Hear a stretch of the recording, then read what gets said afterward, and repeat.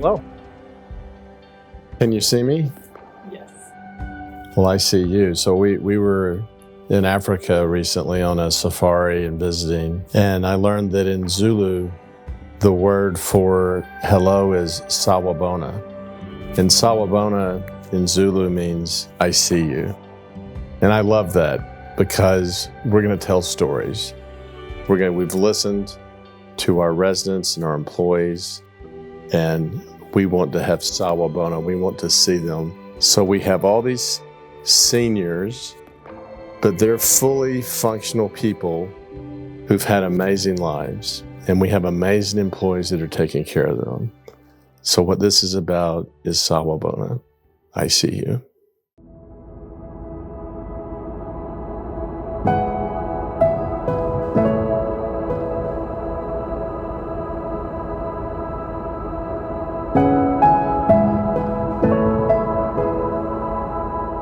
I grew up in Cleveland, Ohio, and my parents were divorced when I was about 4. I have 2 brothers, and we grew up sort of, a projects area after my parents got divorced. My mom moved us there to make ends meet. And so I grew up with such a diverse, neighbors and friends, and in that aspect, it was a really wonderful experience. Also was, just in circumstances where people needed a lot, and it made me appreciate the simple things and hard work. As a single mom, she was just such an inspiration to me because she was a medical assistant, and she worked her way up to a nurse, which was her dream by the time I was in high school. I would help study with her, and that was my first exposure to human sciences and what that looks like. I then worked in a hospice residence that she worked in as a nurse, and I was the CNA on her hall, and that was such a unique experience because I got to see her in a different light as a nurse. She is not the most expressive person, but when she was in that nursing role, she was just completely different, and I just got to see a side of her that was more expressive and just really compassionate. She's very spiritual, so working in a hospice residence, that was a huge piece of her gift to the world, really. I told my brother, I'm taking your place. I'm gonna go fight the Germans. I was called a navigator. The navigator keeps you straight and gets you where you're going. You do have the crashes. And the first one, nobody got hurt. Everybody just casually got out and got on the boat, and the boat took us, But the second one, not only did we land in the water, but the plane started sinking. And I kept thinking, the third time will be but we never did crash again. My parents, both of them, just passed about 3.5 years ago. And I've been playing professional sports my whole life. And so when I stopped, it was to take care of them. My mom kept telling me, you've been selfish all your life, you've been selfish all your life. And being from Jamaica is like just one of the things where it was like, okay, you need to find something to do for someone else. Didn't really know what that meant. I always knew I had a love for cooking. Didn't know it was gonna end up in this capacity. I kept asking, why are you telling me to do something for somebody else? I'm like, what is that? What is that? Pray about it, pray about it. Then I was a produce manager at Albertsons. And some of the ladies just come in there, we talk about food all the time. She's telling me how the food was horrible and blah, blah, blah. I said, well, what is this? She told me, and I had searched for other places for my parents to be at. And I never heard of this place at all. So when she told me, I was like, oh, I'll just come take a look. And I came over here, and I immediately got that sign from my mom, this is what you're supposed to do. So I know it's not what I'm supposed to do, but I quit the day of. I went back and I said, I quit. I know where I'm supposed to be. And I've been here ever since. The impact I think that they had for me was really surreal for me because both of my grandmother and my grandfather were both slaves. So a lot of the food that I ate growing up were things that they ate. It was kind of a way for us to understand, and I'm the only child. So being raised by all women, I kind of had that embedded in me. Never forget, never forget. So their impact for me was really just, it wasn't about me anymore. Them days were done. And so being able to give to someone else that has already done their life, if they can only have good food from me, then that's exactly what they're gonna get. So I took that stigma away from what senior food looks like, and I turned that into what you would go in any restaurant and get. I've almost been killed 2 or 3 times.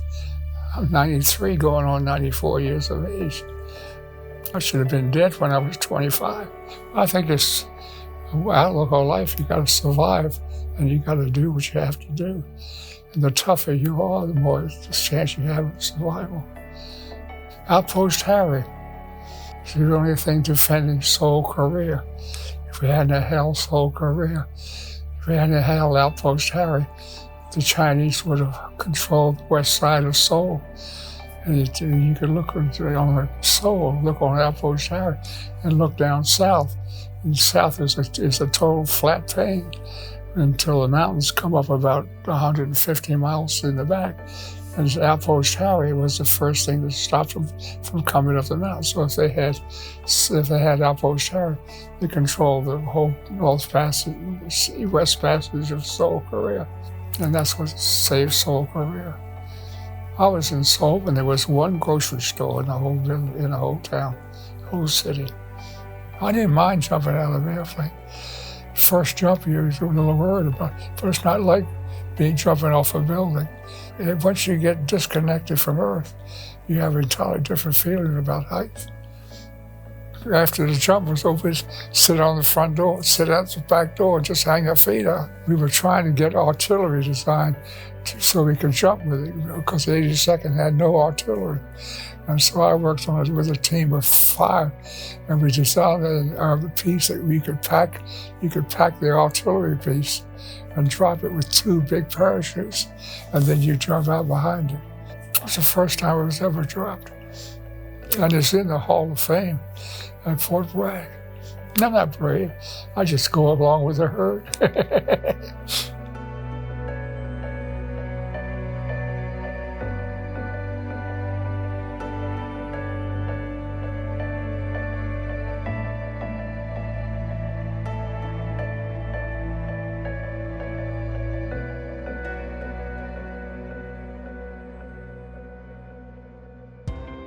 My husband and I actually met, coming up on 4 years ago, end of 2019.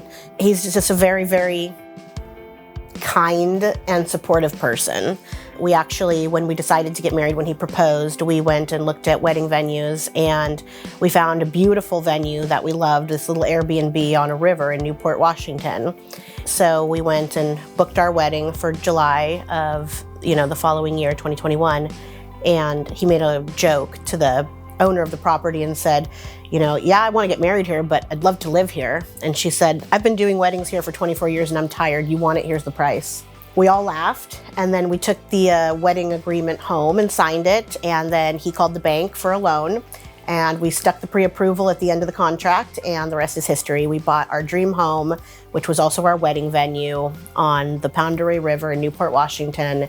He's a wonderful person, Army veteran, firefighter, supportive husband, never a father, but the most amazing grandfather, because I do have 2 twin granddaughters, 4-year-old granddaughters that, he's absolutely wonderful with. It energizes me to be so blessed and have, that support system and have a place to go and retreat to when, sometimes it gets to be a lot, because it can. Working with 17 communities and many different styles and teams and the challenges that we face, it's nice to go home and have a support system, so. I used to keep foster children. Well, I'd keep one at a time. They'd be under 2. They'd be under 2 years old because it's better with babies. They'd send them to me about, a month old, 2 months, 3, and I'd keep them till they were adopted. And that was the hardest thing that you can do, is to take a baby and keep it months, and then have to give it up. You can adopt one, and that'll be it. But if you take the foster mother, takes care of more, when they need them, when these little babies come into the foster care, you know, they need help. They need a lot of love. It's a wonderful thing to do, but it's a hard thing to do, you know, because you don't want to let them go. But you know, you have to. You're doing that for the child, not for you. You have to look at it that way. You know, you're taking this little child and loving it and giving it all care it needs, and then it gets real parents, and you know they'll be all right, you know.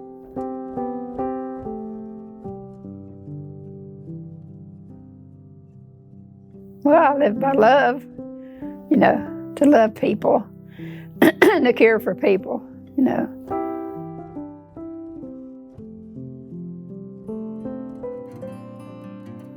I went to Oak Harbor with a friend. She had a friend who was living there. She said, I want some company when you could accompany me. And that's where I met him.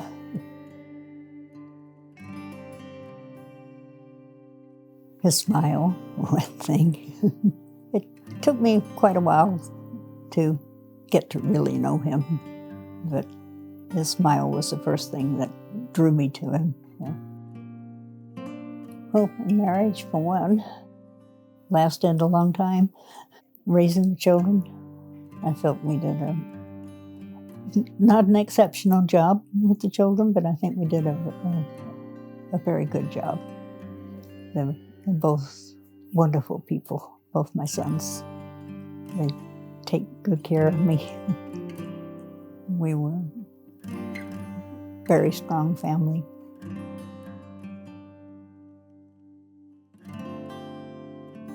You have to be very forgiving. Marriage is not an easy thing. That's two different people. The only thing is, my wife was more forgiving than I was. I'll tell you that. I love her dearly. Don't get me started. Well, the old saying is, never go to bed mad at each other. And I think that's a very true saying. We've been married 71 years. We'll be 72 in June. And that's kind of a record nowadays. I sure found the right woman.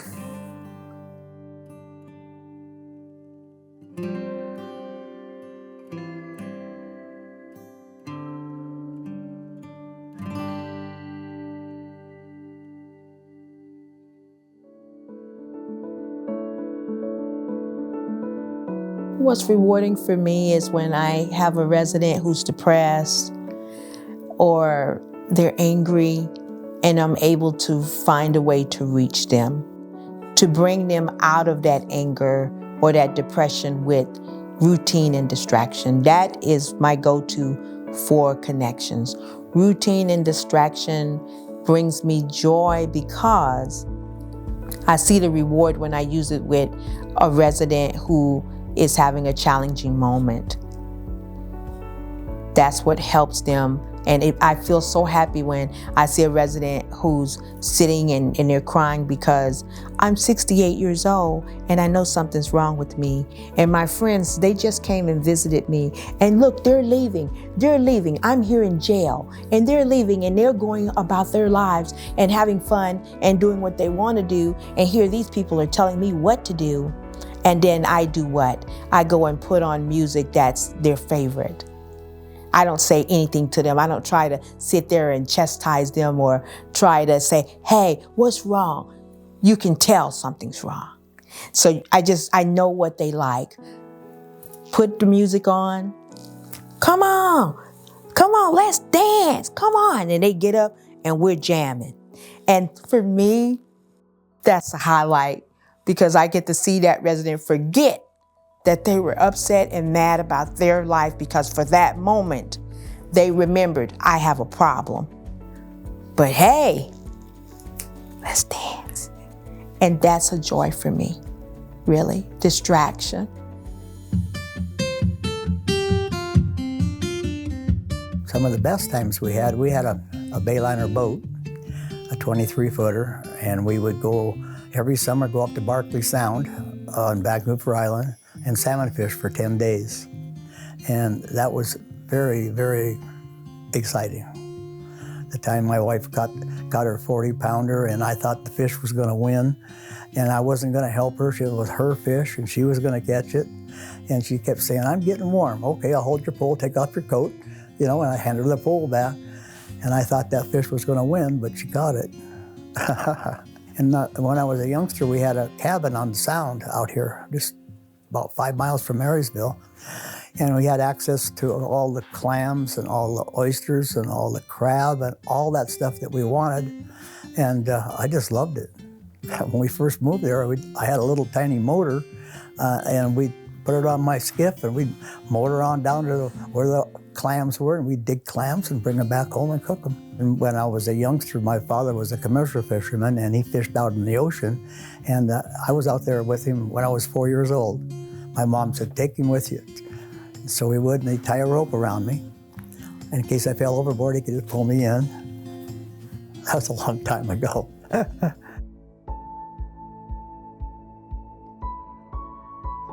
Oh, I started that. I was painting when I was a kid.